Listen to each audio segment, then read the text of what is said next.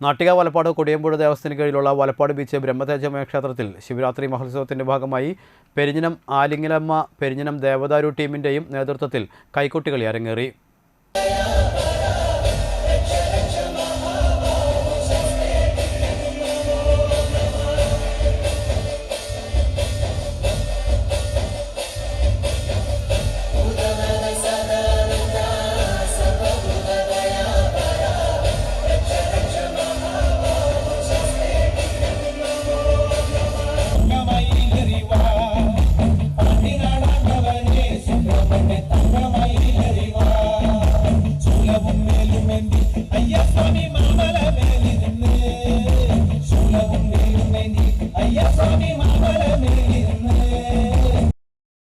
രാത്രി കൈകൊട്ടിക്കളി, കലാപരിപാടികൾ, തുടർന്ന് കാവടിയാട്ടം, പുലർച്ചെ വെടിക്കെട്ട്, വർണ്ണമഴ എന്നിവ നടന്നു.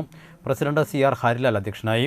Secretary KN Rajan, chairman PV Janardhanan, രക്ഷാധികാരികളായ PR നാരായണൻ, പീതാംബരൻ കോഴിശ്ശേരി, രാമചന്ദ്രൻ വിക്രഞ്ചേരി, മറ്റു ഭാരവാഹികളും പരിപാടികൾക്ക് നേതൃത്വം നൽകി.